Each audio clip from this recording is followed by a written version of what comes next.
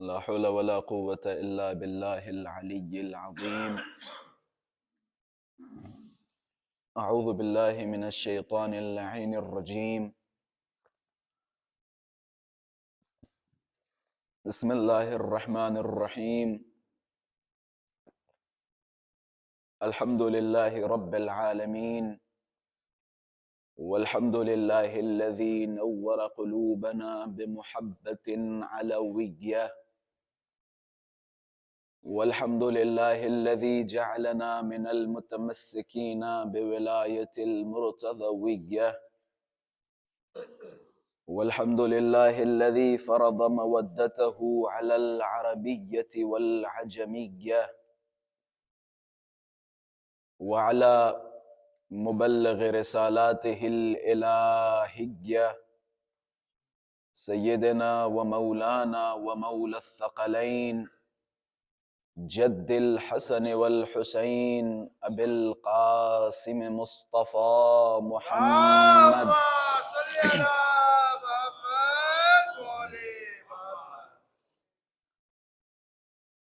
اللهم صل على محمد وآل محمد وعلى أهل بيته الطيبين الطاهرين المعصومين المظلومين، واللعنة الدائمة على أعدائهم وقاتليهم ومنكر فضائلهم ومناقبهم ومنكر مصائبهم أجمعين من الآن إلى قيام يوم الدين. أما بعد، فقد قال الله تبارك وتعالى في محكم كتابه ومتقن خطابه: بسم الله الرحمن الرحيم. ويقول الذين كفروا لست مرسلا قل كفى بالله شهيدا بيني وبينكم ومن عنده علم الكتاب. صدق الله العلي العظيم. اللهم صل على محمد وعلى محمد. وجود ذوالجود نازنین امام زمان عجل اللہ تعالی فرجہ الشریف کی سلامتی اور حضرت کے ظہور میں تعجیل، علماء کرام، مراجعین اعظام اور آپ اپنی سلامتی و اہل خانہ کی سلامتی کے لیے بآواز بلند صلوات ہدیہ فرمائیں۔ اللهم صل على محمد وعلى محمد. السلام علیکہ یا اول المظلوم وأول من غصب حقه.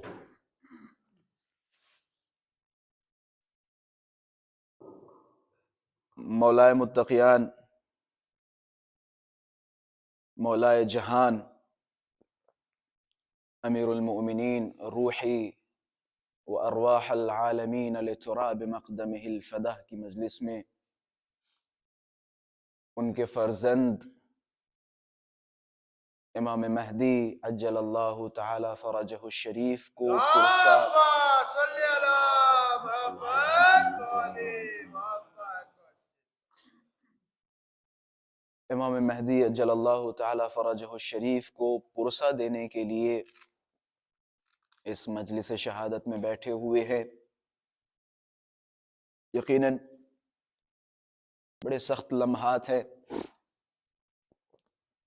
کہتے ہیں بعض ایسی چیزیں ہوتی ہیں جو احساسی ہوتی ہیں، اگر احساس نہیں تو کچھ نہیں، احساس ہے تو سب کچھ ہے۔ امام حسین کی شہادت ان لوگوں کے لیے زمین و آسمان ہلا دینے والی ہے جن کے دلوں میں احساس ہے۔ جبرائیل کے دل میں احساس تھا، میکائیل کے دل میں احساس تھا، نعرہ بلند کیا۔ اللہ کے دل میں احساس ہے، اللہ نے فرمایا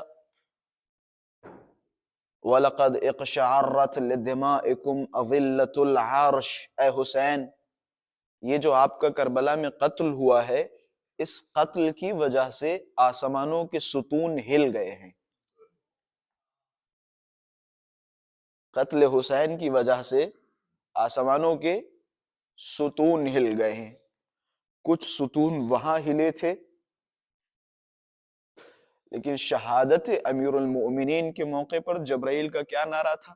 میں بعض اوقات سوچتا ہوں جبرائیل کو امیر المؤمنین سے بڑی محبت تھی، بڑی محبت تھی۔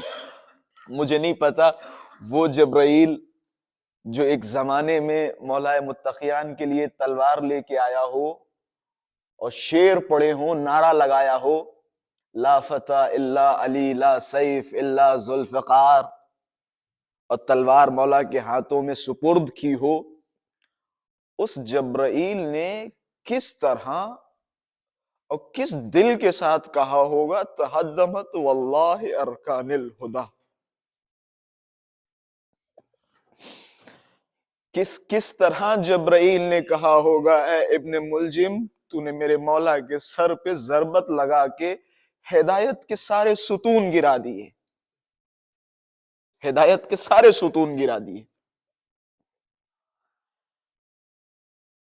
سب کے لیے عشق ہے، سب کے لیے عشق ہے، لیکن امیر المؤمنین کی محبت، امیر المؤمنین کے فضائل سن کے ہمارے دلوں میں جو مولا متقیان کے لیے مقام ہے وہ کسی اور کے لیے نہیں ہے۔ میں نے کہا نا، دنیا میں بہت ساری چیزیں احساسی ہوتی ہیں، احساسی۔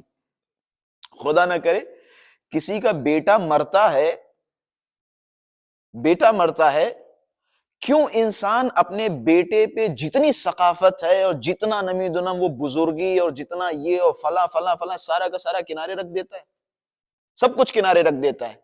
وہ جو بہت مہذب ہوتا ہے، بہت مہذب، بہت ثقافت کا خیال کرنے والا، بہت باکلاس، بہت باکلاس انسان جو ہوتا ہے نا، وہ بھی اپنے بیٹے کی موت پہ دم ہو تو اپنے آپ کو کنٹرول کر کے دکھاؤ، دم ہو تو اپنے آپ کو روک کے دکھاؤ۔ نہیں روک سکتا، نہیں روک سکتا، کیونکہ کچھ چیزیں انسان میں فطری ہوتی ہیں، فطری۔ یہ جو عشق علی ابن ابی طالب ہے، محبت علی ابن ابی طالب ہے، یہ فطری مسئلہ ہے، فطری مسئلہ ہے، یہ ذاتی مسئلہ ہے۔ امام حسین کے وہ جملات انا قتیل العبرہ لا یذکرنی مؤمن الا بکا، یہ مولا کے جملات ہیں۔ میں ایک ایسا قتیل ہوں جسے کربلا میں رلا رلا کے مارا گیا، کوئی بھی مومن میرا نام نہیں سنے گا مگر یہ کہ اس کی آنکھوں میں میرا نام سنتے ہی آنسو آ جائیں گے۔ یہ مظلومیت ہے اہل بیت اطہار کی۔ میں ایک نکتہ بیان کروں کیونکہ میرے خیال سے یہ مجلس مصائب ہے، ہم رونے کے لیے ہم اس فرش عزا پہ جمع ہوئے، رونے کے لیے، پرسہ دینے کے لیے۔ فضائل تو ہم سنتے رہتے، ہمیشہ سنے ہم نے فضائل، اصل مقصد ہمارا امام حسین پہ آنسو بہانا، امیر المؤمنین پہ آنسو بہانا ہے۔ میں حسین کا کرم بتانا چاہ رہا ہوں، میرے خیال سے اس سے زیادہ میں وضاحت کر ہی نہیں پاؤں گا۔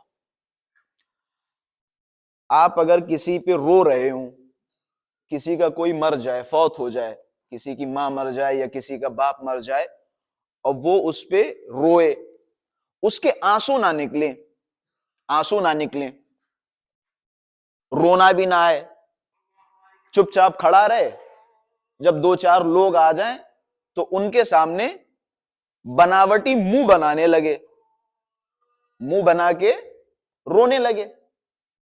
میں بڑی ذمہ داری کے ساتھ مثال دے رہا ہوں۔ فرض کریں کسی کا کوئی دنیا سے چلا جائے اور اس کی آنکھوں میں آنسو نہ آئے، لیکن جب دو چار لوگوں کو دیکھے تو وہ منہ بنا کے رونے لگے، تو دنیا اسے کیا کہے گی؟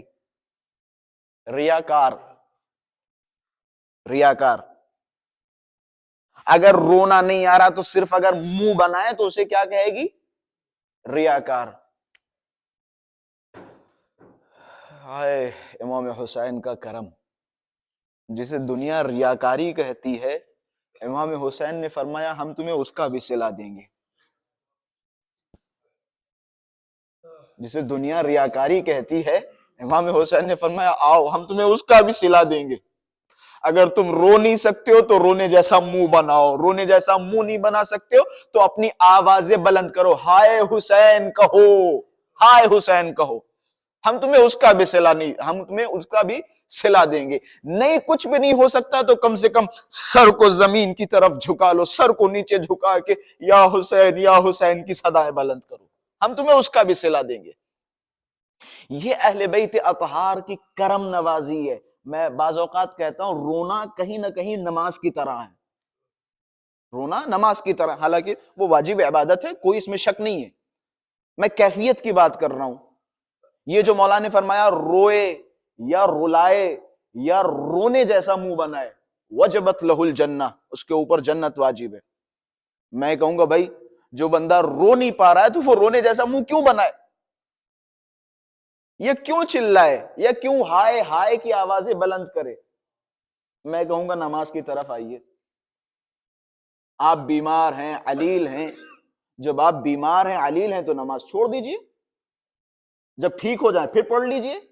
لیکن خدا کہتا ہے نہیں، بیمار ہو، پیر اگر کمزور ہیں تو بیٹھ کے پڑھو، پیر کمزور ہیں تو بیٹھ کے پڑھو، کمر میں درد ہے بیٹھ کے پڑھو، بیٹھ نہیں سکتے لیٹ کے پڑھو، لیٹنا بھی اگر دشوار ہے تو اشارے سے پڑھو، لیکن نماز پڑھو. مطلب خدا بتانا چاہ رہا ہے کہ دیکھو نماز ہمیں اتنی پسند ہے کہ ہم کسی حال میں یہ نہیں چاہتے کہ بندے سے ساقط ہو. اسی طرح اہل بیت اطہار نے فرمایا رو یا رلاؤ، اگر رو نہیں سکتے رلا نہیں سکتے تو رونے جیسی شکل بناؤ.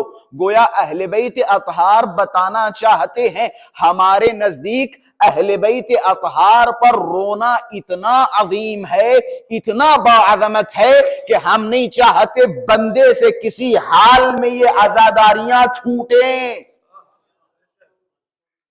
ہم نہیں چاہتے کہ بندے سے کسی حال میں یہ ترک ہو. رو نہیں سکتے رونے جیسا منہ بناؤ، ہم تمہیں دیں گے جزا، ہم دیں گے تمہیں جزا، ہم تمہارے دل کو نرم کریں گے. اہل بیت جب بھی رونا نہ آئے نا، رونے جیسا منہ بنائیں یا حسین کی آوازیں بلند کر کے صرف ایک درخواست ابا عبداللہ الحسین کی بارگاہ میں، مولا آپ تو دلوں کو نرم کرنے والے ہیں، ہمارے ان سخت دلوں کو نرم فرما. مولا آپ نے تو ہور کے دل کو پگھلا دیا، مولا ہمارے دل کو بھی پگھلا دیجئے. مولا ہور جو لشکر یزید میں تھا، آپ نے اس طرح اپنا رخ انور ہور کے سامنے پیش کیا کہ ہور لشکر یزید کو چھوڑ کے آپ کے قدموں میں آ ملا.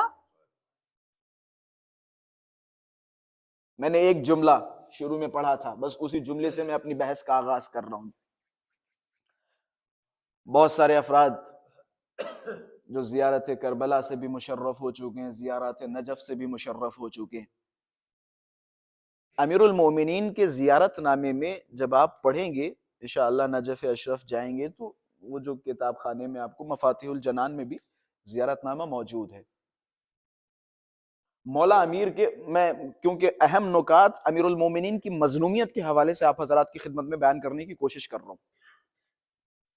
جب مولا متقیان کا زیارت نامہ پڑھیں گے تو مولا متقیان کے زیارت نامے میں ایک لفظ ہے، ہم خطاب کرتے مولا علی کی طرف اور کہتے مولا السلام علی اول مظلوم، یا السلام علیک یا اول مظلوم، سلام ہو آپ پر جو پہلا مظلوم ہے،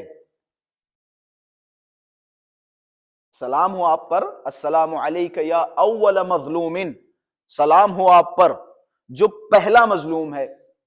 وَأَوَّلُ مَنْ غُصِبَ حَقُّهُ، اور پہلا وہ آدمی کہ جس کا حق چھینا گیا. یہ زیارت کے جملے ہیں. میرا سوال ہے کہ یہاں پہ جو ہم کہتے ہیں اہل بیت اطہار یا امیر المومنین کی خدمت میں پہلا مظلوم، اس پہلے مظلوم سے مراد کیا ہے؟ یعنی تاریخ انسانیت میں علی ابن ابی طالب ہی پہلے مظلوم ہیں، ان سے پہلے کوئی مظلوم نہیں تھا؟ اولیت دو طرح کی ہوتی ہے، ایک ہے اولیت رتبی اور دوسری اولویت زمانی۔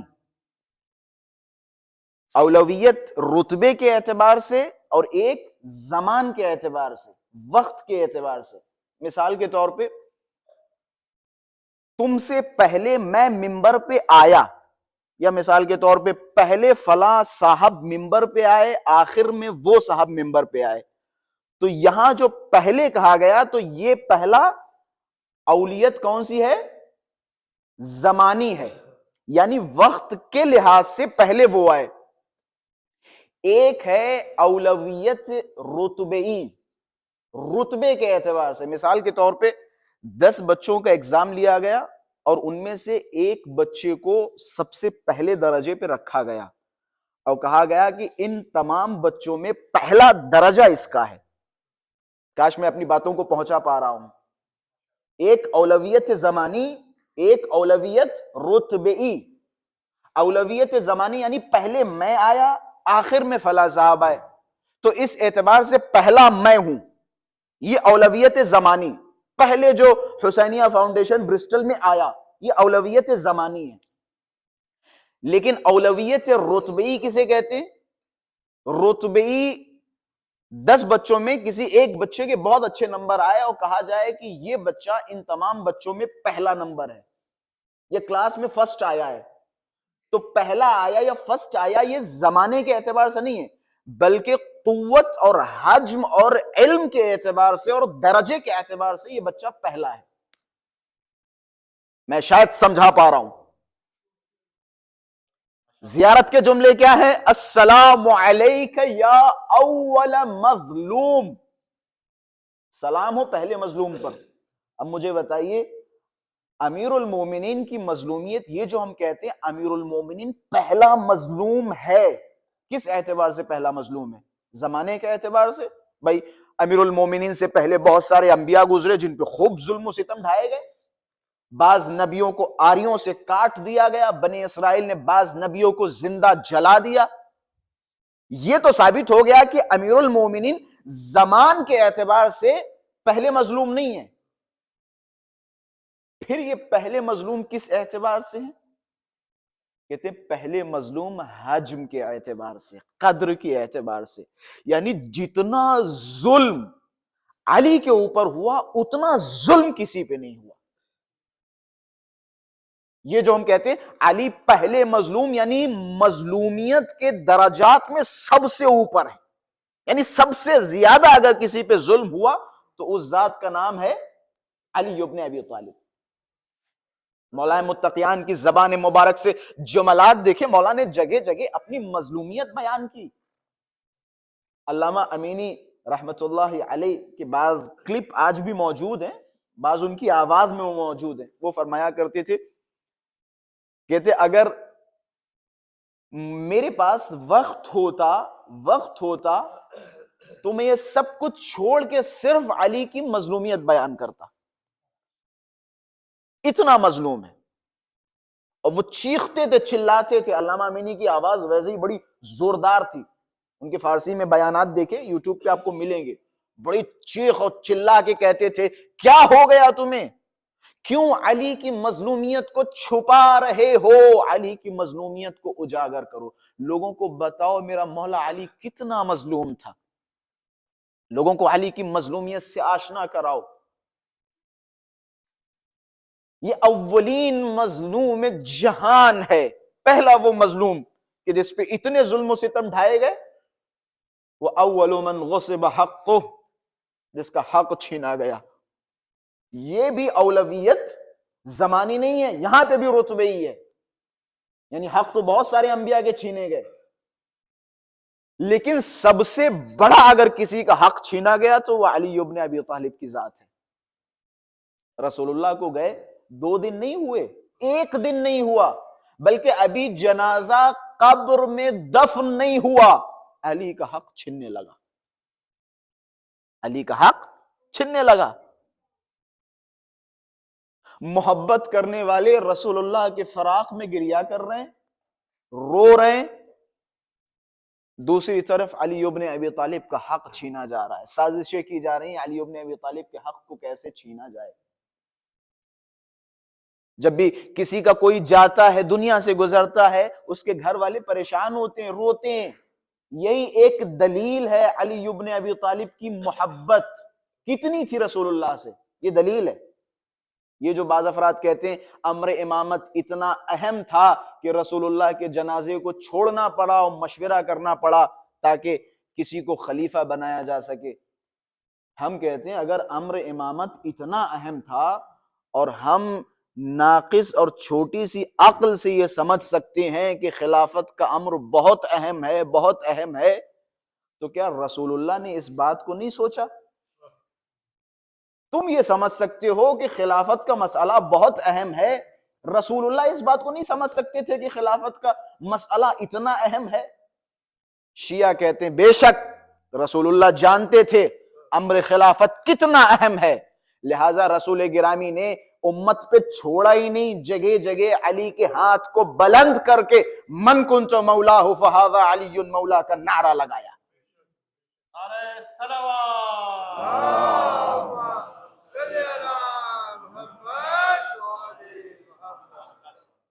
وشاوروا فی الامر، اپنے امر میں مشاورت کرو کا مطلب یہ نہیں ہے کہ اپنی خلافت میں مشاورت کرو، خلافت مشورے سے نہیں ہوتی، خلافت شورا سے نہیں درست ہوتی، 4 5 6 لوگوں کی رائے سے کسی کو خلیفہ نہیں بنایا جاتا، یہ معتقدات تشیع کے خلاف ہے، معتقدات اسلام کے خلاف ہے۔ پھر دنیاوی سیاست اور خدائی نظام میں فرق کیا رہ جائے گا؟ یہ دنیاوی نظام ہے کہ جہاں 50 آدمی ووٹ کرتے ہیں اور ووٹ کرنے کے بعد کسی کو سلیکٹ کرتے ہیں، یہ دنیاوی نظام نہیں ہے، یہ خدائی نظام ہے۔ خدائی نظام کے لیے خدائی بندے کا ہونا ضروری ہے، منصوص من اللہ ہونا ضروری ہے۔ یہی وجہ آخری لمحات رسول گرامی نے اس کے باوجود کہ غدیر میں مسئلے کو واضح کر دیا تھا، غدیر کے بعد میرے خیال سے یہ جو بعض افراد کہتے ہیں آخری وقت رسول اللہ نے وصیت کیوں نہیں فرمائی، رسول اللہ تو جگہ جگہ بیان کر چکے تھے، کوئی مقام نہیں چھوڑا بیان کرنے سے، ہر جگہ بیان کیا، اور جب جہاں جہاں جاتے تھے امیر المومنین کو اپنی جگہ چھوڑ کے جاتے تھے۔ اگر مدینے سے باہر رسول اللہ جایا کرتے تھے تو علی ابن ابی طالب کو اپنی جگہ مدینے کا امیر، مدینے کا والی بنایا کرتے تھے، مدینے کا خلیفہ، مدینے میں اپنا جانشین علی ابن ابی طالب کو بناتے تھے اور پھر تشریف لے جاتے تھے۔ رسول اللہ نے تو پوری زندگی یہ بتایا اور بیان کیا کہ میرے بعد میرا جانشین علی ابن ابی طالب ہے، جگہ جگہ بیان کیا، یا علی انت منی بمنزلت ہارون من موسیٰ الا انہ لا نبی بعدی، مگر یہ کہ میرے بعد کوئی نبی نہیں ہے،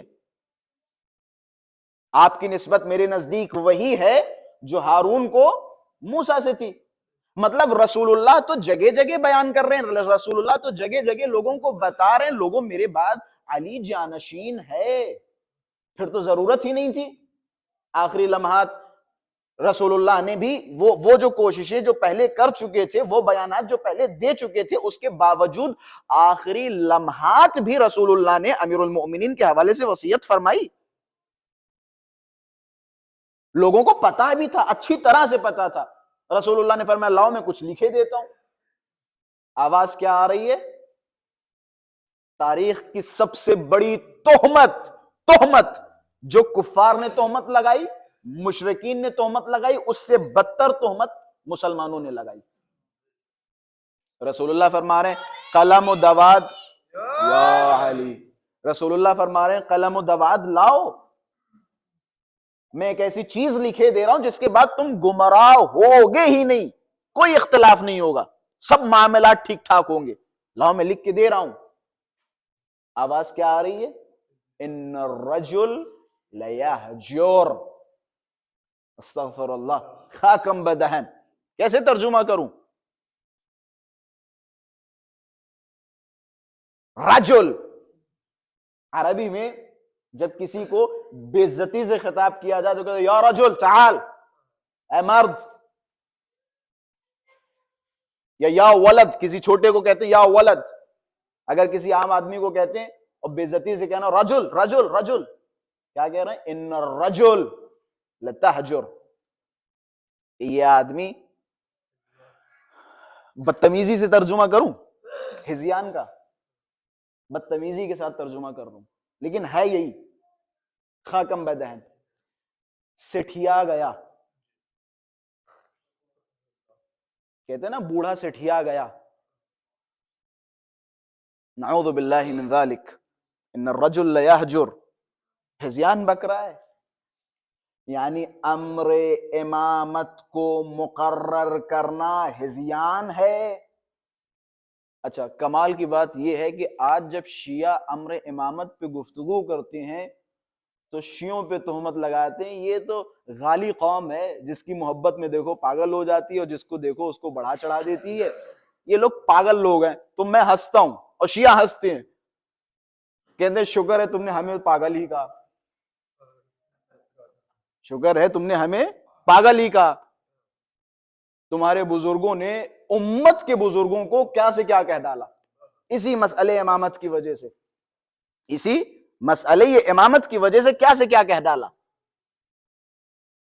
مطلب رسول گرامی امر امامت لوگوں کے لیے منظم کر رہے ہیں اور آپ اشارہ کر رہے ہیں کہ یہ رجل سٹھیا گیا، پاگل ہو گیا، ہذیان بک رہا ہے، اور پھر آپ کہیں کہ رسول اللہ نے کیوں نہیں بتایا؟ رسول اللہ نے جگہ جگہ بتایا، غدیر سے بڑا موقع کوئی ہے؟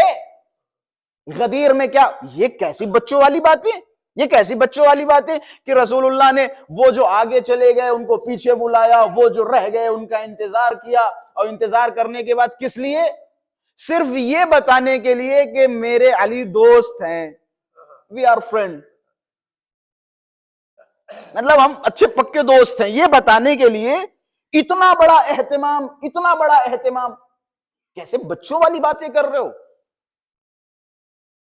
مطلب کئی لوگوں کے کجاووں کو اتروایا، ریگستان میں مسلمانوں کو حج کر کے آ رہے ہو، رسول اللہ فرما رہے اہم اعلان ہے، ایک بہت بڑی بات کہنے والے ہیں اور بہت بڑا فیصلہ ہونے والا ہے۔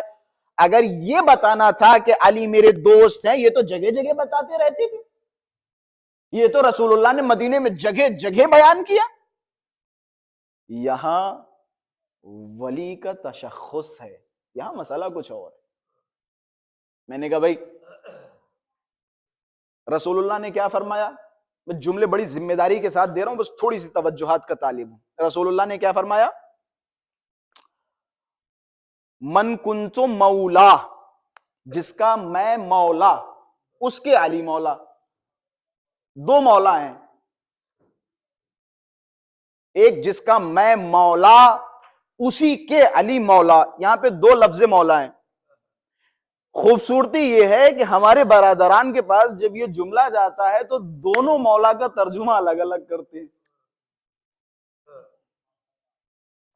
میں آپ سے کہوں گا بھائی جو آپ نے پہلے مولا کا ترجمہ کیا وہی دوسرے مولا کا ترجمہ کریں۔ اگر آپ نے پہلے مولا کا ترجمہ ولی کیا ہے تو دوسرے مولا کا بھی ترجمہ ولی کریں۔ اگر آپ نے پہلے مولا کا ترجمہ دوست کیا ہے تو دوسرے کا بھی ترجمہ دوست کریں۔ اب فیصلہ یہ کرنا ہے، یہ جو رسول اللہ نے فرمایا جس کا میں مولا ہوں، جس کا میں مولا ہوں، فیصلہ یہ کرنا ہے کہ رسول اللہ کو آپ مولا مانتے ہیں یا اپنا دوست؟ مولا مانتے ہیں یا دوست؟ ہم جس کے دوست ابراہیم خلیل ہوں اس کے دوست تم جیسے نالائق امتی ہوں گے؟ اب مجھے بتاؤ یہ جو پہلا مولا ہے اسے آپ دوست کا معنی لیتے ہیں یا پھر حاکم یا ولی کا معنی؟ آپ اگر پہلے کو دوست کا معنی لیتے ہیں جو کہ سراسر غلط ہے تو پھر علی کو بھی دوست مانو، لیکن ہم نے تو رسول اللہ کو اپنا مولا سمجھا ہے، اپنا حاکم سمجھا ہے، لہذا ہم نے رسول کو بھی اپنا حاکم سمجھا ہے، اسی طرح علی مولا کو بھی اپنا حاکم سمجھا۔ یا علی اللہم صلی علی محمد و آل محمد.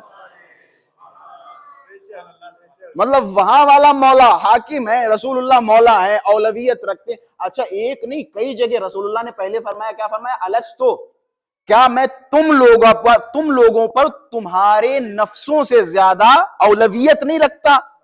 یعنی تمہارے اوپر تم سے زیادہ کنٹرول نہیں رکھتا. وہاں پہ بھی لفظ مولا سے ہی ہے، اولا لفظ مولا سے ہی ہے، وہاں پہ بھی یہی لفظ، یعنی جگہ جگہ وہی لفظ. ہر جگہ ہر لفظ کا ولی کا معنی انہوں نے کس کا کیا؟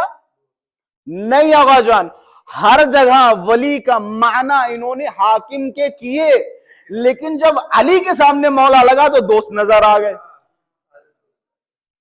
یہ ان کا تعصب ہے، یہ تعصب ہے. بھائی آپ ہر جگہ ایک عبارت میں مثال کے طور پہ 10 مولا موجود ہیں، 10 کا آپ ترجمہ کر رہے ہیں حاکم حاکم حاکم حاکم حاکم، لیکن جب مولا علی کی بات آ گئی، دوستی کے لیے یہ سارے اہتمام تھے، یہ دوستی کے لیے اہتمام تھے. رسول اللہ یہی بتانا چاہ رہے ہیں کہ علی میرے بہت اچھے دوست ہیں، یہاں سے جاؤ تم لوگ حاضرین کو بیان کرو، حاضرین جو ہیں وہ غائبین کو تک پہنچائیں، آنے والی نسلوں تک پہنچائیں. صحابہ جو ہے نمیدنم مہاجرین کو بتائیں، مہاجرین انصار کو بتائیں، انصار تابعین کو بتائیں، پھر تابعین کو بتائیں، پھر نمیدنم ان کو بتائیں، ان کو بتائیں. یہ رسول اللہ اہتمام کر رہے ہیں اور آدھا گھنٹہ کا خطبہ دے رہے ہیں، اس لیے دے رہے ہیں کہ صرف دوستی دنیا والوں کو پتا چل جائے. کیسی احمقانہ باتیں، یہ کیسی احمقانہ باتیں. انسان جب ضلالت کے اندھیروں کی طرف جاتا ہے، جب اہل بیت علیہم الصلوۃ والسلام کی بغض نفرت اس کے دل میں آ جائے، پھر اسے کچھ دکھائی نہیں دیتا. تحفہ اثنا عشریہ میں محدث دہلوی نے کئی مقامات پر اس بات کا اقرار کیا، ہم مولا علی سے بڑی محبت کرنے والے قوم ہیں، ہمیں اہل بیت اطہار سے بڑی محبت ہے. یہ تحفہ اثنا عشریہ کے اقرارات ہیں محدث دہلوی کے، بہت سارے مقامات پر اقرار کیا. جبکہ تحفہ اثنا عشریہ شیعوں کے خلاف بدترین کتابوں میں ایک کتاب شمار ہوتی ہے، بدترین کتاب. مطلب بعض اوقات اگر تحفہ اثنا عشریہ کو آپ پڑھیں تو خون کھولنے لگتا ہے. مطلب ایک عالم جو اپنے آپ کو عالم کہہ رہا ہے، وہ شیعوں پر اتنی بچگانہ اور اتنی گندی اور اتنی بری تہمتیں لگا رہا ہے، صرف اس لیے کہ شیعہ بعض صحابہ پہ طعن کستے ہیں، صرف اس لیے کہ شیعیان حیدر کرار بعض صحابہ پر اعتراض کرتے ہیں. اچھا اس کے جواب میں انہوں نے کیا کیا؟ اس کے جواب میں اہل بیت اطہار کی ناموس تک پہ انہوں نے انگلی اٹھانے کی کوشش کی. دو طرح کی برائی ہوتی ہے. کبھی کبھی انسان ایسا ہوتا ہے، ایک انسان برا ہے، ایک انسان اچھا ہے، لیکن اچھا انسان جب برے کو برا کہتا ہے تو برا ضد میں اور غصے میں اچھے کو برا کہنے لگتا ہے. بعض اوقات ہوتا ہے، پہلے تم نے ایسا کیوں کہا، تم نے کہا تو ہم نے بھی کہا، تم کہنا چھوڑ دو ہم کہنا چھوڑ دیں. بھائی وہ اگر کچھ کہہ رہے ہیں تو ان کے پاس دلیل ہے، بنیاد ہے، برہان ہے، منطق ہے، فلسفہ ہے. تم کس منطق کے تحت کہہ رہے ہو؟ اگر ہم مثال کے طور پر کہہ رہے ہیں کہ فلاں صاحب پڑھے لکھے نہیں تھے، ہمارے پاس دلیل ہے، ہمارے پاس دلیل ہے، ہم آپ کی زبان سے ہی اقرار کروائیں گے. تھوڑی دیر بیٹھیے. لیکن آپ کس علم سے کہہ رہے ہیں کہ معاذ اللہ علی بھی مسئلہ نہیں جانتے تھے؟ یہ محدث دہلوی نے بعض مقامات پہ اس طرح کی عبارتیں استعمال کی کہ امام جعفر صادق بھی بعض مسائل نہیں جانتے تھے، اور ایک ایسی عبارت سے استفادہ کیا کہ جس کا وہ مطلب ہے ہی نہیں. باقاعدہ محمد علی قلی موسوی صاحب نے، کنتوری صاحب نے بہترین دلیلیں پیش فرمائی. خلاصہ اہل بیت اطہار کے اوپر انگلی یا نشانہ کیوں بندہ سادتا ہے؟ کیونکہ ہم بعض پر اعتراض کرتے ہیں. ٹھیک ہے، وہ قابل اعتراض تھے، ہم اعتراض کر رہے ہیں. ہم اگر آپ کی خدمت میں بعض اعتراضات پیش کر رہے ہیں تو آپ ان کا جواب ہمیں دیں. ایسا تو ہے نہیں کہ ہم کسی شیعہ عالم دین کی زبان سے آپ کی خدمت میں اعتراض پیش کر رہے ہیں. اچھا خوبصورتی یہ ہے، میں ایک اور نقطہ بیان کرتا چلوں.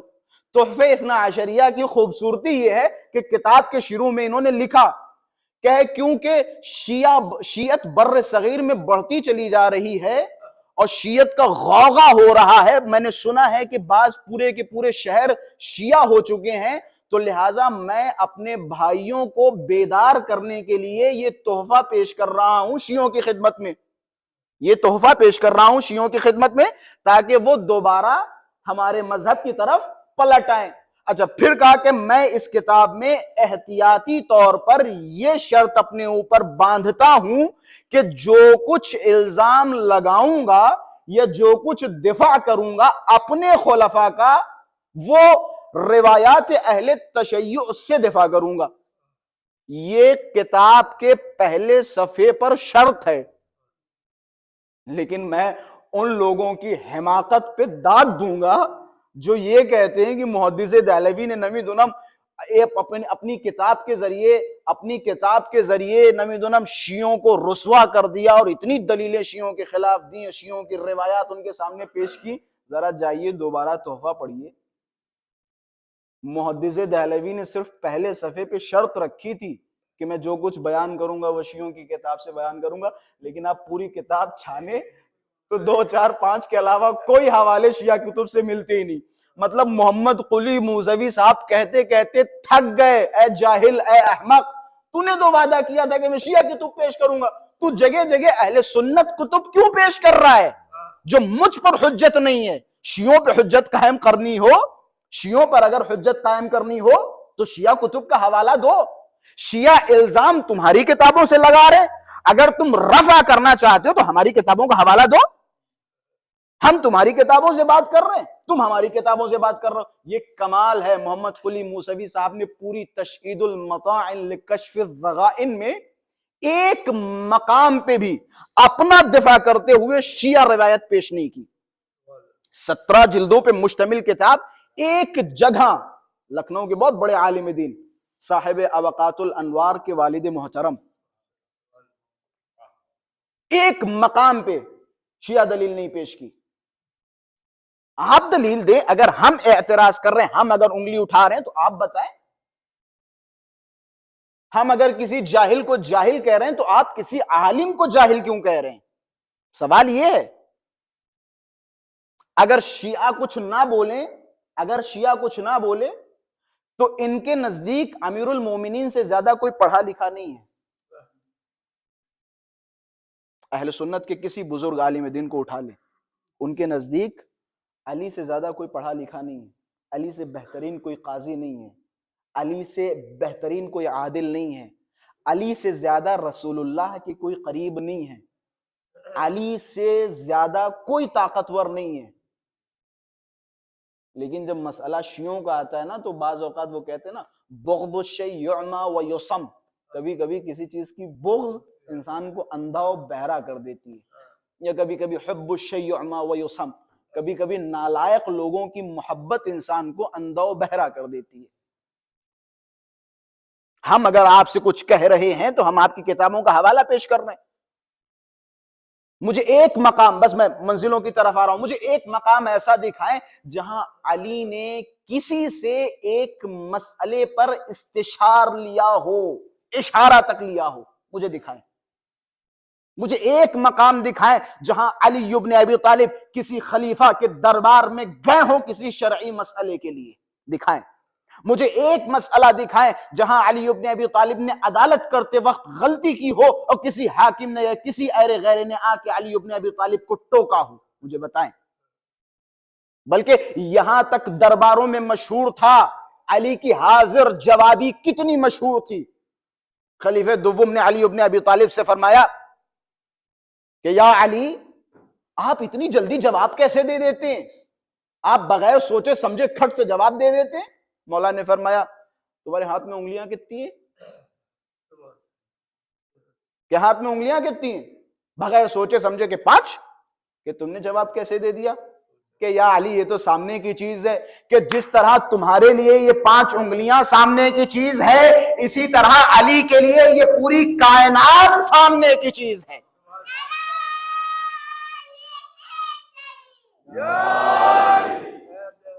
جس طرح یہ 5 انگلیاں تمہارے لیے سامنے کی باتیں ہیں، اسی طرح علی کے لیے یہ پوری کائنات، ارض و سما سامنے کی چیزیں، جو بھی پوچھنا ہو پوچھو، میں زمینوں سے زیادہ آسمانوں کے راستے جانتا ہوں، پوچھو۔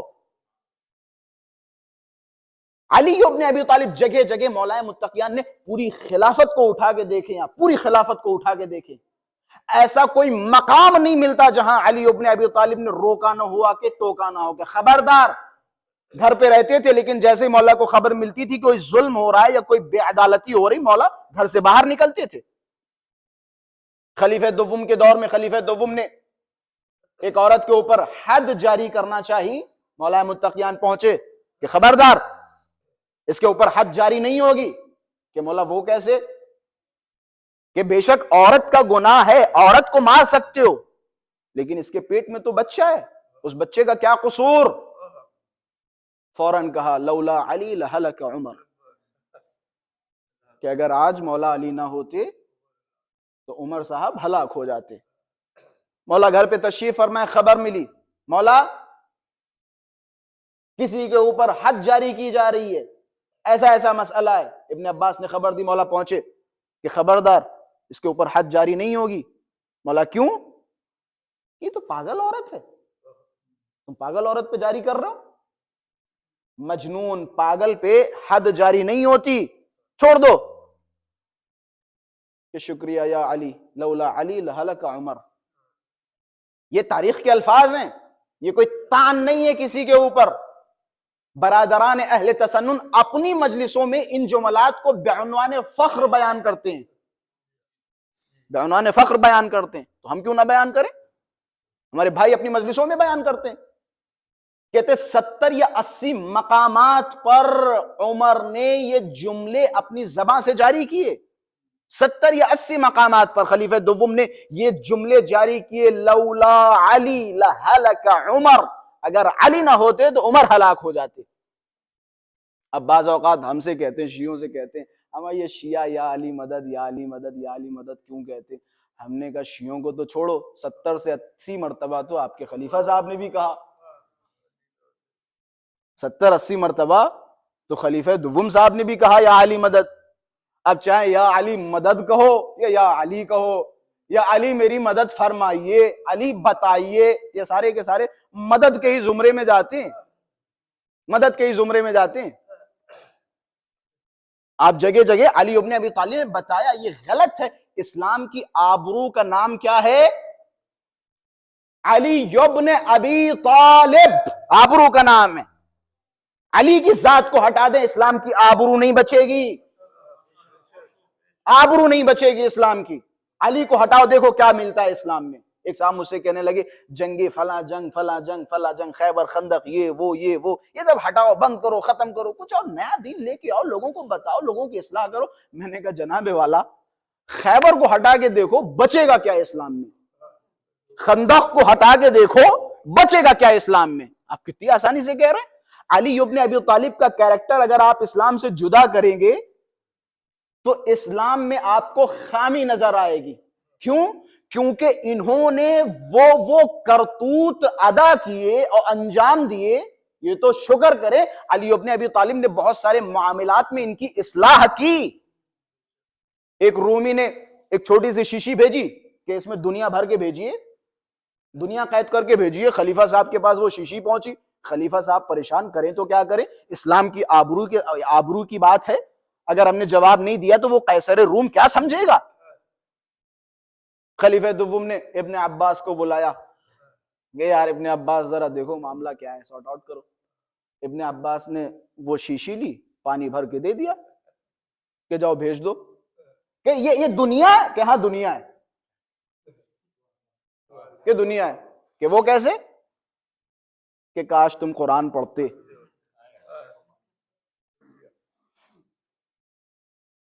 ہم نے ہر شے کو پانی سے پیدا کیا، یہ پانی ہے، یہی سب کچھ ہے۔ کس نے بتایا؟ علی کے سوا کوئی اور بتا سکتا ہے؟ اچھا ابن عباس ایک سوال اور بتاؤ، تمہارے علم میں اور علی کے علم میں فرق کتنا ہے؟ کہ میرے علم میں اور علی کے علم میں اتنا فرق ہے جتنا فرق اس شیشی اور 7 سمندر میں ہے. علی کا علم 7 سمندر اور میرا علم اس شیشی میں بند پانی. کسی نے ابن عباس سے قرآن کی کوئی آیت پوچھی، ابن عباس نے تفسیر بیان کی. صاحب کہنے لگے یہ جو تفسیر تم نے کی ہے علی بھی اس بارے میں جانتے تھے؟ استغفر اللہ، علی بھی جانتے تھے؟ اچھا کس سے پوچھ رہے ہیں؟ ابن عباس. ابن عباس کون؟ آئیے میں بتاتا ہوں ابن عباس کون. رات میں پہنچے ابن عباس، مولا نے تفسیر بیان کرنا شروع کی، ابن عباس نے لکھنا شروع کی. نماز فجر کا وقت ہو گیا، مولا نے کہا بس. ابن عباس اٹھ گئے بڑے غرور و تکبر کے ساتھ، ماشاء اللہ اتنی قرآن کی تفسیر مل گئی. مولا نے فرمایا قرآن کی نہیں ہے، سورے کی تفسیر مل گئی، سورے کی بھی نہیں ہے. آیت کی مل گئی، آیت کی بھی نہیں ہے. بسم اللہ کے نہیں، بسم اللہ کی بھی نہیں ہے. پھر یہ کس کی تفسیر ہے؟ کہ با کے نیچے نقطے کی تفسیر ہے. یہ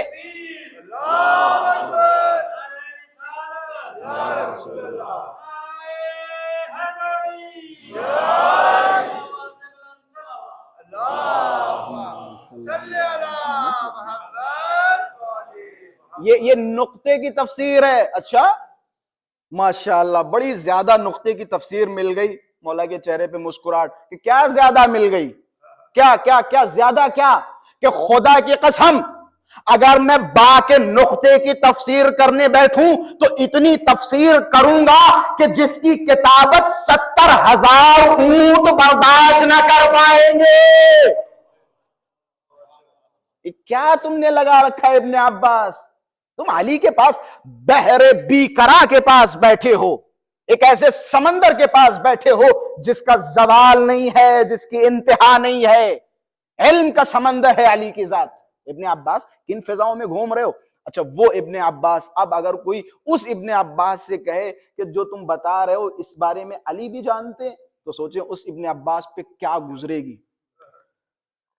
ابن عباس نے، اب ظاہر سی بات ہے مولا کے چاہنے والے ہیں، صبر و تحمل ان کی فطرت ہے، کہ اچھا ابن عباس یہ بتاؤ صحابہ رسول میں کیا علی بھی پڑھے لکھے تھے؟ ابن عباس نے فرمایا خبردار، کہ تمام صحابہ کے علم کو ایک طرف رکھو، علی کا علم ایک طرف رکھو، تب بھی ان تمام صحابہ کا علم علی کے علم کا مقابلہ نہیں کر سکے گا. یقیناً ان جملوں میں کوئی خاص مولا کی فضیلت نہیں ہے، مولا کے چاہنے والوں کی عادت پڑی ہوئی ہے. کہ فرق کیا ان دونوں کے علم میں؟ کہ ان دونوں کے علم میں فرق یہ ہے، علی کا علم جیسے 7 سمندر، جملے آسانی سے میں آپ حضرات کی خدمت میں بیان کر رہا ہوں. علی کے علم اور صحابہ کے علم میں فرق کیا ہے؟ کہ جس طرح سمندر میں کوئی مچھر ڈبکی لگائے اور اپنے پروں پہ جتنا پانی سمندر سے نکالے اتنا علم ہے ان تمام صحابہ کرام کا علی کے علم کے مقابلے میں. مچھر اتنا سا ہوتا ہے، یہاں تو دیکھا نہیں ہے، بر صغیر میں ماشاءاللہ سے گھومتے رہتے ہیں. اتنا سا مچھر اپنے پروں پہ کتنا پانی اٹھائے گا؟ کہ علی کا علم سمندر، ان صحابہ کا علم اتنا ہی پانی اس سمندر سے جتنا وہ مچھر اپنے پروں پہ اٹھاتا ہے. علی سے مقابلہ کر رہے ہو. احمد ابن حنبل کے پاس، اہل سنت کی بہت بڑی شخصیت امام احمد ابن حنبل، احمد ابن حنبل صاحب کے پاس ایک صاحب آئے کہ وہ صحابہ کی فہرست بنائیے، صحابہ رسول کتنے تھے؟ فلاں صاحب صحابی، فلاں صاحب صحابی، فلاں صاحب صحابی، فلاں صاحب صحابی، سب کے نام لکھ دیے. بیٹا کھڑا تھا، صاحب فہرست لے کے چلے گئے. بابا یہ کیسی خیانت ہے؟ کہ بیٹا کیا ہو گیا؟ کہ آپ نے صحابہ کی فہرست بنائی، صحابہ کے نام لکھے، علی ابن ابی طالب کا نام نہیں لکھا، یہ کیسی ناانصافی ہے؟ اگنور کیا، پھر سوال کیا، اصرار کیا. احمد ابن حنبل نے بیٹے کو بٹھایا، آؤ میں بتاتا ہوں تمہیں کہ اس نے مجھ سے کس کی لسٹ مانگی تھی؟ صحابہ کی. میں نے صحابہ کی فہرست اسے دی ہے. علی کو تم صحابہ میں شمار کرتے ہو؟ علی نفس پیغمبر ہے، جان پیغمبر ہے. علی کا شمار ان صحابہ میں کر رہے ہو کہ جن صحابہ میں منافقین بھی موجود ہیں، جن صحابہ میں رسول اللہ پر جال بچھانے والے بھی موجود ہیں، جن صحابہ میں ایک دوسرے کو گالیاں دینے والے بھی موجود ہیں، جن صحابہ میں ایک دوسرے کو قتل کرنے والے بھی موجود ہوں، اس فہرست میں تم علی کا شمار کرو گے؟ اس فہرست میں علی کا شمار کرو گے؟ علی وہ شخصیت ہے کہ جس نے کسی کے سامنے سر نہیں جھکایا۔ یہ جیسا جیسا زمانہ آ رہا ہے لوگوں کے دلوں میں بغض اہل بیت بڑھتی چلی جا رہی ہے، وگرنہ ابھی تک اہل تسنن کی کتابوں میں وہ افراد جو اس بات کو جانتے ہوں، اگر پرانے جتنے بھی نسخ اٹھا کے دیکھیں برادران اہل تسنن کی کتابیں، تو سب کے نام کے آگے رضی اللہ عنہ لکھا جاتا تھا، لیکن علی ابن ابی طالب کے نام کے آگے کرم اللہ وجہ۔ کیوں؟ کہ اس وجہ سے کیونکہ سب نے، جتنے بھی صحابہ تھے، سب نے بتوں کے سامنے سجدے کیے، چاہے وہ خلیفہ اول ہوں، خلیفہ دوم ہوں، خلیفہ سوم ہوں۔ یہ بعض خلیفہ دوم کے بارے میں ہے کہ 20 سال تک بتوں کے سامنے سجدہ کرتے رہے۔ واحد ایک ذات علی ابن ابی طالب کی ہے کہ جس نے کسی بت کے سامنے سجدہ نہیں کیا، بلکہ جس گھر میں پیدا ہوا اس گھر میں اگر سب سے پہلا کارنامہ تھا تو بتوں کو توڑنے کا، بت شکن۔ یہ ہے علی ابن ابی طالب کی ذات۔ زمانہ اس علی سے غافل ہے، اس علی سے غافل ہے۔ علامہ امینی صاحب کے آخری اس جملے پہ اختتام، علامہ امینی صاحب، یہ ان کی کلپ باقاعدہ موجود ہے کہ دنیا میں جتنے بے وقوف تھے، جتنے دیوانے تھے، جتنے احمق تھے، جتنے بے شعور تھے، ان سب نے علی کے دامن کو چھوڑ دیا۔ جتنے بے وقوف، جتنے بے شعور، جتنے احمق، جتنے دیوانے، جتنے پاگل تھے، انہوں نے علی کے دامن کو چھوڑ کے کسی اور کے دامن کو پکڑ لیا، اور دنیا میں جتنے چنندہ عاقل تھے انہوں نے علی کے دامن کو تھام لیا۔ عقل مند کے سوا علی کے دامن کو کوئی نہیں تھامے گا۔ وہ یقیناً اس کی عقل مندی میں آپ کو کوئی شک ہے؟ وہ انسان جو علی جیسے عادل، علی جیسے رہنما کو چھوڑ کے کسی اور کے پاس چلا جائے، اسے آپ عقل مند کہیں گے؟ یا مثال کے طور پہ وہ افراد جو علی و معاویہ میں فیصلہ نہ کر پائیں اور آخر میں نتیجہ یہ نکالے کہ معاویہ کی طرف ہمیں جانا چاہیے، انہیں آپ عقل مند کہیں گے؟ انہیں عقل مند کہیں گے؟ ایک طرف وہ کہ جس کے بارے میں خود آپ نے بیان کیا کہ اس نے کبھی کسی بت کے سامنے سجدہ نہیں کیا، ایک طرف وہ کہ جس کے بارے میں خود آپ نے بیان کیا کہ کبھی بھی اس نے غلط مسئلے کو بیان نہیں کیا، ایک طرف وہ کہ جس کے بارے میں خود آپ بیان کرتے ہیں کہ فلاں صاحب نے اتنے غلط مسئلے بیان کیے، وہ تو مجتہد تھے، خطا اجتہادی تھی، یہ خطا اجتہادی والا چورن خوب بیچا، یہ جگہ جگہ خطا اجتہادی جگہ جگہ، حتیٰ خدا لعنت کرے ایسے مفکرین پر جنہوں نے یزید کی بھی غلطی کو خطا اجتہادی بیان کر دی۔ یہ جو خطا اجتہادی والا مسئلہ ہے، اس نے بڑا غرق کر دیا اسلام کا، بڑا غرق کر دیا۔ اہل بیت علیہم الصلوۃ والسلام موجود ہے جو دعوی عصمت کر رہے ہیں، جو یہ دعویٰ کر رہے ہیں کہ ہم سے کوئی گناہ صادر نہیں ہو سکتا، ان کو چھوڑ کے آپ ادھر ادھر جا رہے ہیں۔ یعنی نعمان بن ثابت، نعمان بن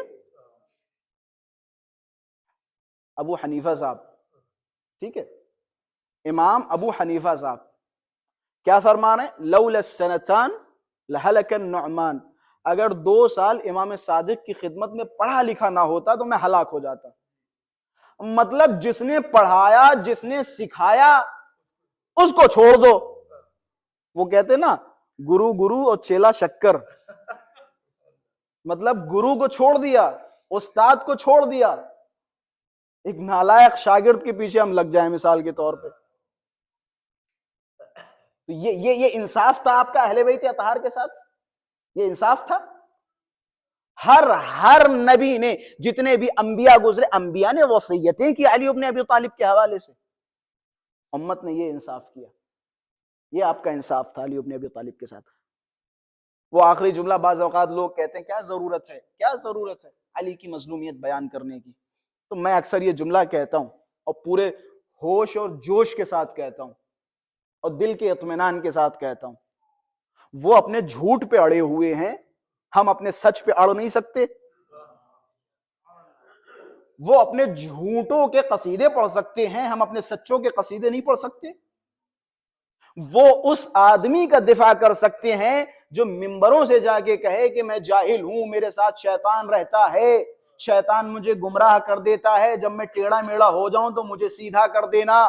یا وہ جو ممبروں پہ جا کے کہتا ہو کہ مدینے کی ساری عورتیں مجھ سے زیادہ پڑھی لکھی، یا وہ جو ممبروں سے جا کے کہے کہ مجھے تیمم کا مسئلہ نہیں آتا، نماز پڑھو نہ پڑھو نمی دنم 50 طرح کی غلطیاں کرے، آپ اس کو ڈیفینڈ کر سکتے ہیں، آپ اس کا دفاع کر سکتے ہیں، لیکن وہ جو فرمایا کرتا ہو اگر شراب کا ایک بوند زمین پہ گر جائے اور وہاں پہ گھاس اگے اور اس گھاس کو بکری کھائے، اس بکری کا دودھ نکالا جائے، وہ دودھ علی کی خدمت میں پیش کیا جائے تو علی اس دودھ کو پینا گوارا نہیں کرے گا۔ ہم اس کا دفاع نہیں کر سکتے، ہم اس علی کا دفاع نہیں کر سکتے۔ علامہ امینی صاحب نے یہی وجہ ہے 25 سال علامہ امینی صاحب نے فرمایا کہ جب میں مروں گا روز محشر مجھے محشور کیا جائے گا تو میں 3-4 لوگوں کی شکایت کروں گا۔ روز محشر جب مجھے محشور کیا جائے گا میں 3-4 لوگوں کی شکایت کروں گا۔ شکایت اس لیے کروں گا، میں نے سوچا یہ تھا کہ پوری عمر فضائل علی بیان کروں، لیکن ان 3-4 لوگوں نے علی کے ساتھ اتنا ظلم و ستم کیا اور ایسی چالیں چلی علی ابن ابی طالب کے ساتھ کہ زندگی بھر مجھے 25 سال لگ گئے صرف یہ ثابت کرنے کے لیے کہ علی ایک اچھے آدمی تھے۔ یعنی جہاں علی کے فضائل بیان کرنے کے لیے میں نے سوچا تھا، ان لوگوں نے ایسا کچھ کیا کہ مجھے 25 سال لگے صرف ایک کتاب سامنے رکھی ہوئی ہے الغدیر لکھنے میں، 25 سال۔ علامہ امینی کی مقبولیت اتنی زیادہ ہے کہ آج یہ کتاب مصادر تشیع میں شمار ہوتی ہے۔ علامہ امینی نے کچھ عرصہ شہر لکھنؤ میں بھی گزارا اور بہت ایسے مصادر لے کے آئے۔ غدیر پہ یہ کمال ہے، یعنی صدر اسلام سے لے کر، یعنی غدیر کے بعد سے لے کر جو بھی اس دوران غدیر کے حوالے سے اشعار لکھے گئے تھے، شعراء کے شعر لکھے گئے تھے، ان شعروں کو بھی جمع کیا اور جمع کرنے کے بعد اس پہ گفتگو کی۔ کسی پہلو کو غدیر پہ چھوڑا ہی نہیں۔ کتاب کا نام الغدیر، علامہ امینی رحمۃ اللہ علیہ۔ علامہ امینی نے جب یہ کتاب لکھی، امیر المؤمنین کے حرم میں جایا کرتے تھے، مولا سے کہتے تھے مولا میں نے اپنا کام تو کر دیا ہے، اب آپ کسی ایسے بندے کو بھیجے جو اس کام میں میری مدد کرے، نشر کرے۔ علامہ امینی نے جب یہ کتاب لکھی تو شروع میں بعض علماء، خود علامہ امینی کی یہ جملات ہیں، ویڈیو کی کلپ کی صورت میں یوٹیوب پہ موجود ہے۔ علامہ امینی نے فرمایا کہ جب میں نے یہ کتاب لکھی تو میں بعض علماء کے پاس گیا تو انہوں نے مذاق اڑایا کہ کیا علامہ امینی تم نے شعر جمع کر کے رکھ دیے، کیا ہے اس میں؟ مولا کے پاس جاتے تھے، علامہ امینی روتے تھے کہ مولا 25 سال میں نے محنت کی اور یہ کتاب لکھی۔ مولا نے ایسی مقبولیت دی، آج کوئی شیعہ مجھے بتائیں جسے الغدیر کے بارے میں پتہ نہ ہو۔ مصدر تشیع، یہ مقبولیت مولا نے عطا کی۔ حرم میں جب جاتے تھے مولا متقیان کی خدمت میں، یہ روتے تھے، استغاثہ کرتے تھے۔ روایتوں کے جملے ہیں، خود امیر المؤمنین نے خوب جناب سیدہ پہ گریہ کیا تھا، بہت گریہ کیا تھا۔ بس یہ گریے کی شب ہے، جس طرح سے ہم شام غریبہ کے لیے بیٹھتے ہیں، یہ والی لائٹیں بند کر دیں۔ شام غریبہ، کربلا کی شام غریبہ یاد ہے؟ کربلا میں خود زینب کبریٰ کی شام غریبہ تھی۔ کربلا میں خود زینب کبریٰ کی غربت کی شام تھی، لیکن علی ابن ابی طالب کی غربت پہ یہ ساری شخصیات گھر میں شام غریبہ منا رہی ہیں۔ آج علی کے گھر پہ شام غریبہ ہے. علامہ امینی جب زری کے پاس جاتے تھے اور جانے کے بعد جناب سیدہ کے مصائب پڑھتے تھے، امیر المومنین خواب میں آئے کہ علامہ امینی خبردار، آئندہ جب میری زری کے پاس آنا تو میری زوجہ فاطمہ کے اتنے سخت مصائب نہ پڑھنا، علی سے برداشت نہیں ہوتی فاطمہ کی مصیبت، خبردار علامہ اتنے سخت مصائب نہ پڑھنا. امیر المومنین کی بارگاہ میں جب بھی جانا ہونا خود علی کے مصائب سے زیادہ جناب سیدہ کی مصیبتیں پیش کرو، امیر المومنین کو جناب سیدہ کے مصائب سناؤ، کیونکہ امیر المومنین وہ ذات ہے کہ جس نے جب جناب سیدہ کو غسل دیا، روایت کے الفاظ ہیں غسل دیتے دیتے ایک وقت تھا کہ امیر المومنین نے ایک فریاد بلند کی، آہ کی آواز آئی. صحابہ امیر المومنین کے پاس گئے کہ مولا کیا ہو گیا، آپ اتنے بے چین اور اتنی تیز چیخ لگا کے آپ نے گریہ کیا؟ حضرت نے فرمایا دیکھو میری زوجہ فاطمہ کتنی صبور تھی، میری زوجہ فاطمہ کتنی صابرہ تھی. مولا کیا ہو گیا؟ کہ فاطمہ کا پہلو شکستہ ہوا، فاطمہ نے علی سے شکایت نہیں کی، فاطمہ کی پسلیاں ٹوٹی تھی لیکن علی سے شکوہ نہیں کیا، علی سے شکوہ نہیں کیا. آخر کیسے شکوہ کرتی؟ جب یہ دروازہ جناب سیدہ کے پہلو پہ گرا، فضہ کو بلایا، فضہ مجھے سنبھالو میرا محسن شہید ہو گیا. جناب فضہ نے جیسے ہی جناب سیدہ کو سنبھالا اور بلند کیا، جناب سیدہ نے یہ نہیں فرمایا فضہ میری پسلیوں کا حال کیا ہے، فضہ میرے محسن کا حال کیا ہے. فضہ سے پہلا سوال، فضہ ذرا یہ بتا علی کہاں ہے؟ اللہ اکبر. رو لے، اپنی آوازوں کو بلند کرے، پرسا دے، شرمائے نہیں رونے میں. مولا کو پرسا دے، اپنے مولا کو پرسا دے. مولا رخصت ہو رہے، حسنین کو یاد کریں. علی کے گھر میں شام غریبہ ہے، کبھی حسنین رو رہے ہیں، کبھی زینب رو رہی ہیں. آخری لمحات ہیں علی کے، بستر مریضی پہ ہے، ملائکہ کا نزول ہے، کبھی میکائیل آ رہے ہیں، کبھی جبرائیل آ رہے ہیں، کبھی نبی موسیٰ آ رہے ہیں، کبھی نبی اسرائیل آ رہے ہیں. تمام لوگوں کا آنا جانا موجود ہے. روایتوں کے الفاظ ہیں امیر المؤمنین نے ایک ایک کر کے سب کو باہر نکالا. اے میرے بیٹے حسن، ان لوگوں سے کہہ دو مجھے اکیلا چھوڑ دیں. علی کی آخری رات ہے، آخری رات علی اپنے گھر والوں کے ساتھ گزارنا چاہتے ہیں. سب کو باہر نکالا، صحابہ کو باہر نکالا. اب صرف علی ہیں اور علی کے بچے ہیں. روایتوں کے الفاظ ہیں امیر المؤمنین نے تھوڑی دیر کے بعد جب سر کا زخم زیادہ، بعض روایتوں میں ملتا ہے کہ بات کرتے کرتے بعض اوقات علی پہ غشتاری ہو جاتا تھا، بات کرتے کرتے علی پہ غشتاری ہو جاتا تھا. بس وہ مقام آ گیا، اس مقام کو مجھے بیان کرتا ہے. یہ مقام سنیں. کہتے علی ابن ابی طالب بات کرتے کرتے غش کھا جاتے تھے. مولا متقیان نے امام حسن کو بلایا کہ بیٹا حسن، ان سب سے کہو میرے پاس سے ہٹ جائیں، صرف اولاد فاطمہ کو میرے پاس آنے دو، اولاد فاطمہ کو میرے پاس بھیجو. اولاد فاطمہ حسن و حسین، زینب علیہ مقام کے اولاد فاطمہ کو میرے پاس بلاؤ. سب کو باہر بھیجا گیا. محمد حنفیہ کو باہر بھیج دیا گیا، مولا عباس کو باہر بھیج دیا گیا. اولاد فاطمہ امیر المؤمنین کے سرہانے کھڑی ہوئی. اولاد فاطمہ سے بات ہی کر رہے تھے. معالی السبتین کی روایت بیان ہوتی ہے کہ بات کرتے کرتے امیر المؤمنین نے دیوار کے پیچھے سے کسی کے رونے کی آواز سنی. دیوار کے پیچھے سے کسی کے رونے کی آواز سنی. اب جیسے ہی رونے کی آواز سنی، مولا ابوالفضل عباس کی وہ آواز تھی. امام حسن سے فرمایا ذرا دیکھو یہ کون رو رہا ہے؟ کہ مولا عباس رو رہے ہیں کہ عباس کو بلاؤ. عباس کو بلایا.